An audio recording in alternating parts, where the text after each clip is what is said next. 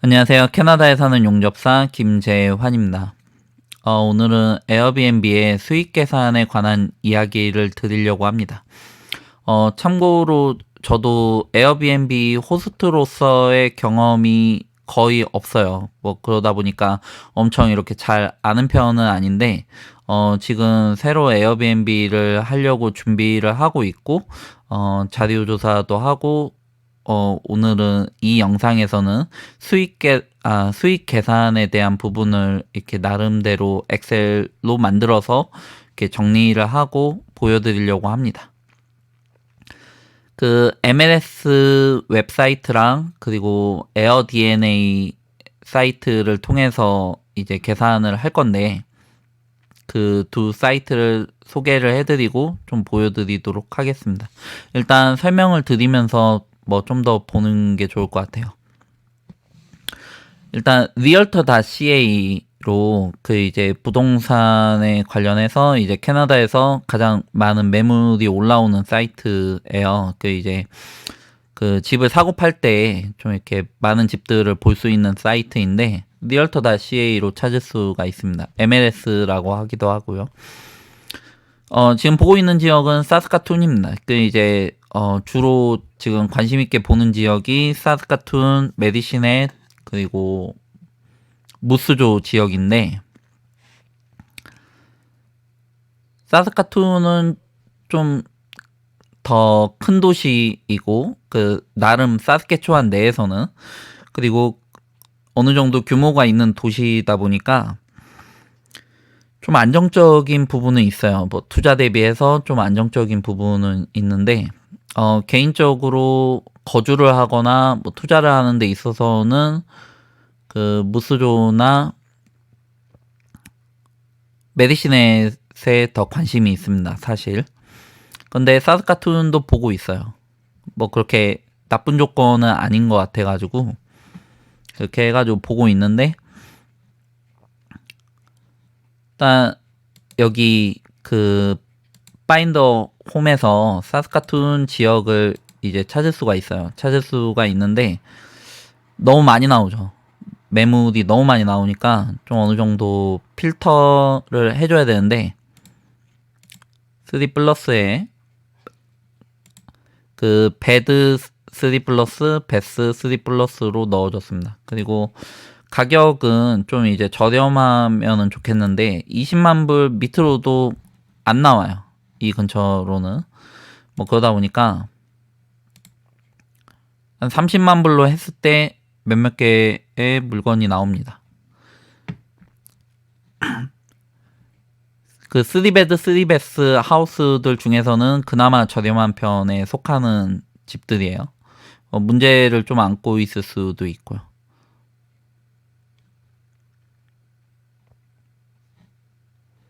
그렇게 해서 물건들을 찾을 수가 있고, 이렇게 리스트로 이렇게 볼 수도 있고요. 보통 이 타운하우스로 보여지고요. 그리고 듀플렉스로 보여지죠.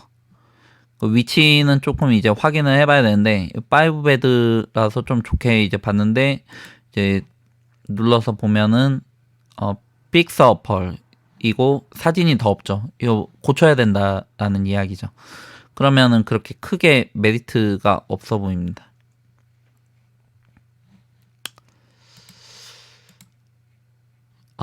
미리 좀 이렇게 찾아놓은 집이 있어요. 그 이제 이걸 가지고 계산을 좀 해보려고 하는데, 일단 MLS에서 집을 먼저 볼 수가 있겠죠.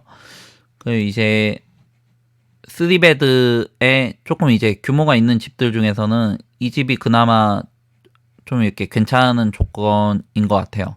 사스카툰에서는. 이제 사스카툰이 아무래도 제가 보고 있는 지역들보다는 집값이 좀 비싼 편이니까,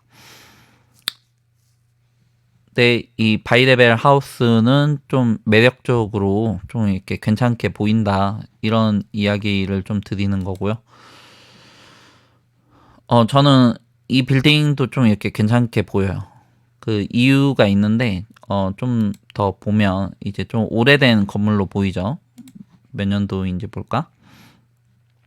1952년도에 지어졌다라고 합니다. 이제 아파트먼트이고요. 콘도미니엄이고 애뉴얼 프로퍼티 텍스가 754예요. 좀 이렇게 저렴한 편이죠. 원베드 원베스 하우스이고요. 아파트먼트 콘도. 사진을 보면 이렇습니다.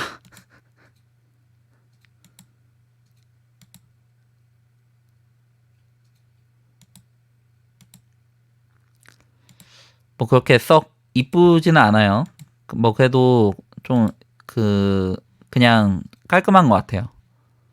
엄청 이렇게 이쁘지는 않아도 이걸 가지고 이제 에어비앤비를 어떻게 할 수가 있는지, 수익이 얼마큼 될지 이거를 알아보려고 하는 건데, 이 아파트를 고른 이유는, 이 아파트가 여기 위치해 있는데, 여기가 어디냐면 이 사스케추안의 다운타운에 위치해 있어요. 사스카툰이 이렇게 있으면 이 센트럴 비즈니스 쪽에 완전 그 중앙 부분에 위치해 있어가지고 에어비앤비를 하기에 좀 괜찮지 않을까 싶은데,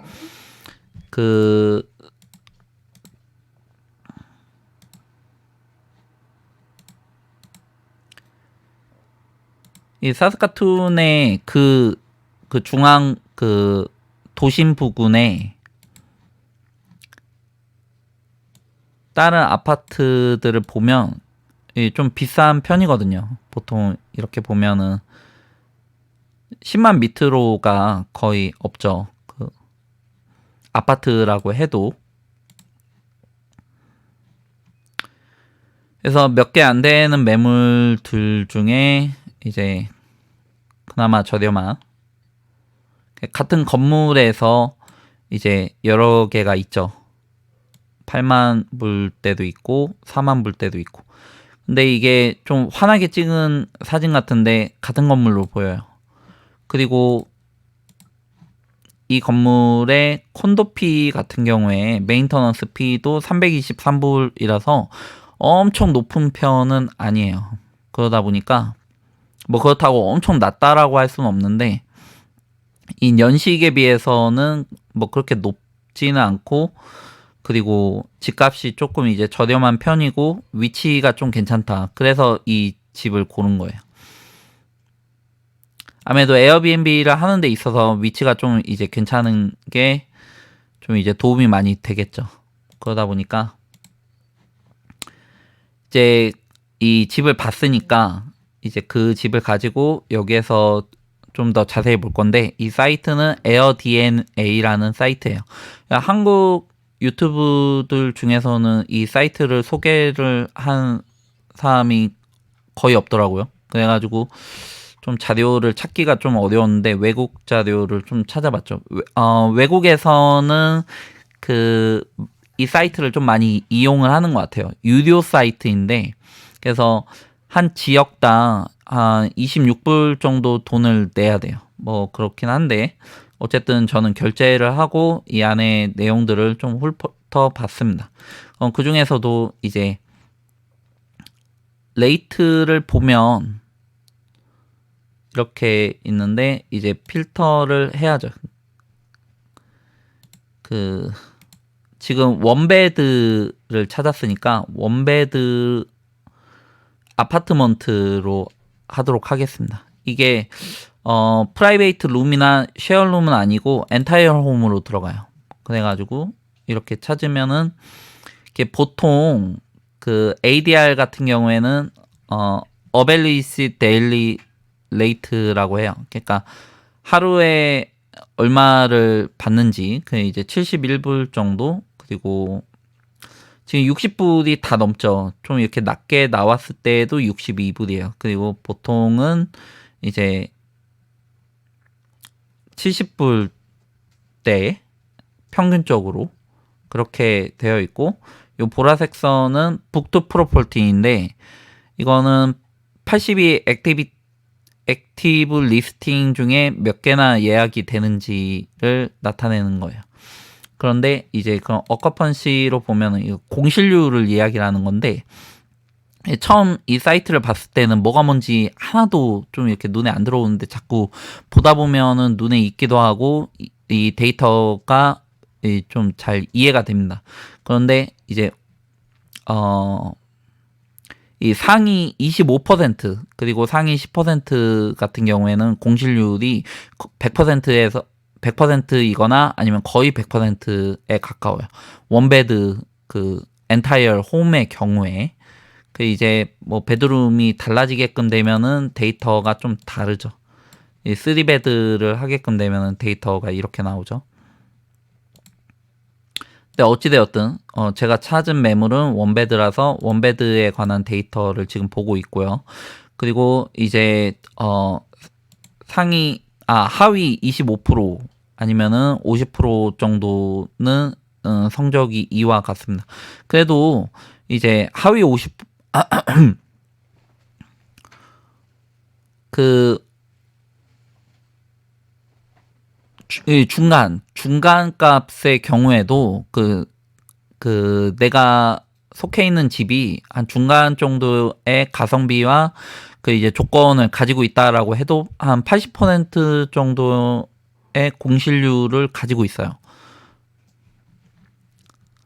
전체 이 사스카툰의 그 어커펀시 레이트는 74인데 이거는 원베드, 투베드, 쓰리베드, 포베드, 뭐 스튜디오, 쉐어하우스 이걸 다 포함시키는 거예요. 뭐 그러다 보니까 원베드 같은 경우에는 어커펀시는 이렇게 나오고 그리고 레이트는 이렇게 한 70 정도로 나온다 이렇게 볼 수가 있겠습니다. 그래서 탑 프로퍼티즈를 보면 이제 이것도 필터를 해야 되는데 원베드에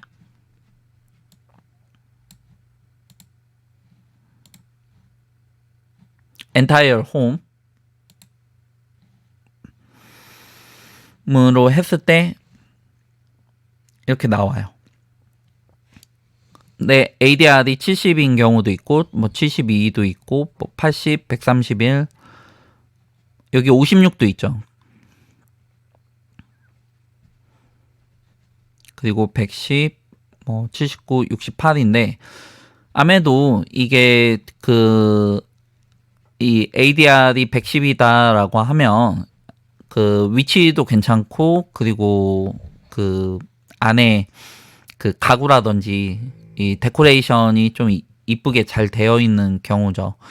뭐 아파트도 조금 이제 신식 건물이고 그런데 이제 저는 조금 이제 오래된 건물이다 보니까 좀 예시를 찾는다라고 하면은 이 정도에서 찾을 수가 있을 것 같아요. 그래서 여기에서 이렇게 보면은 어벨리지 데일리 레이트는 56불인데 어커펀시는 73% 차지하고 있고요. 뭐 그러다 보니까는 레비뉴는 예 데이터가 안 보이나 했네.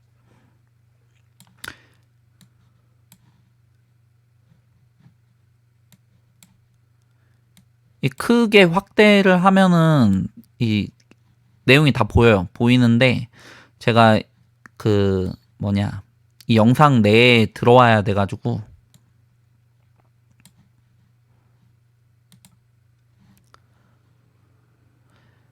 누르면 이 에어비앤비 사이트로 연결이 돼요. 그렇게 해가지고 이 집의 그 사진들을 볼 수가 있고요.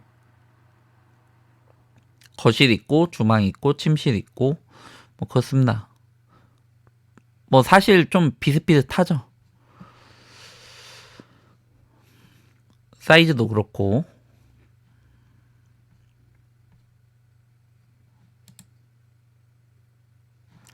그 아까 고른 집을 조금 이제 이쁘게 꾸미면은 이렇게 되지 않을까 뭐 이렇게 생각을 하는데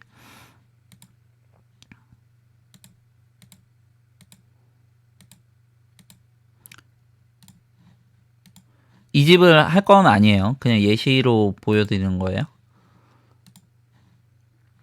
그래서 탑 프로퍼티에서 그 이제 조금 이제 성적이 좋은 집들을 보여주는데 이 레비뉴가 나오죠. 그 이제 그 가장 성적이 좋은 이직 같은 경우에는 이제 19,000 1년에 19,000불을 벌었다라는 거예요.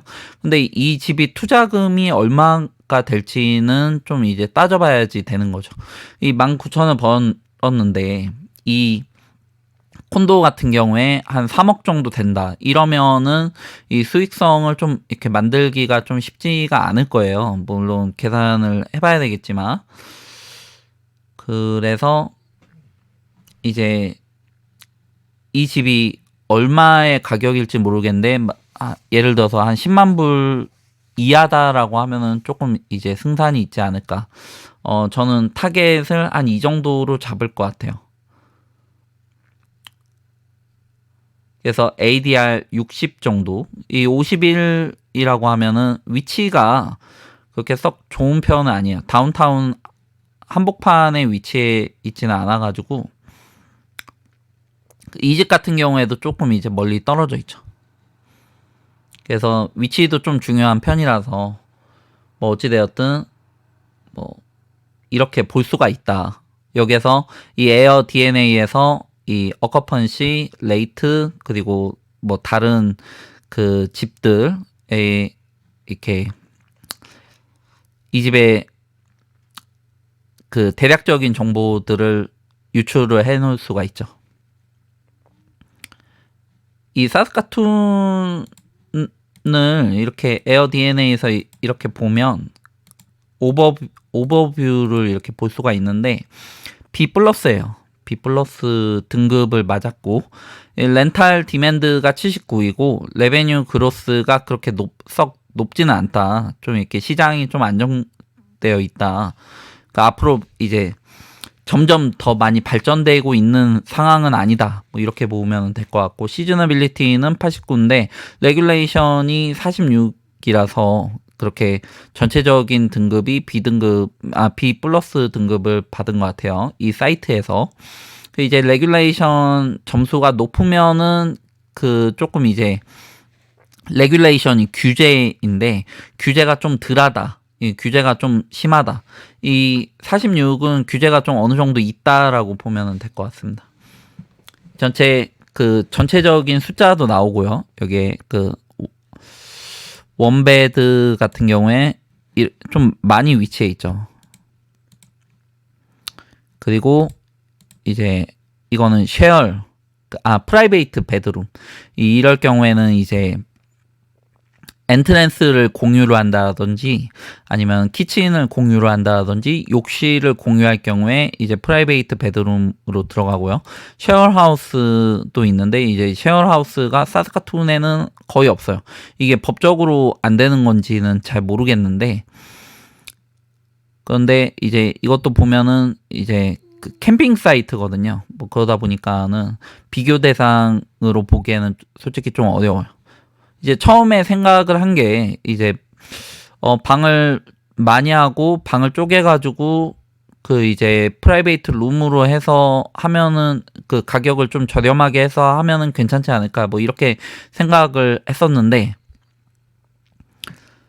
그런데 이 에어비앤비에서는 그런 이렇게 쉐어하우스를 하고 있지는 않더라고요. 그게 손님들이 원하질 않아서인지 아니면은 그 법적 규제 때문에 그런 건지는 정확히는 잘 모르겠어요. 뭐 그러다 보니까는 저도 이렇게 방향을 살짝 바꾸긴 했고요. 어찌되었든 이제 엑셀 파일에 관해서 이야기를 드려야 되는데 지금까지 MNS랑 그 에어DNA 사이트를 소개를 해드렸고 이거는 2부에서 좀 더 설명을 드리도록 하겠습니다. 감사합니다.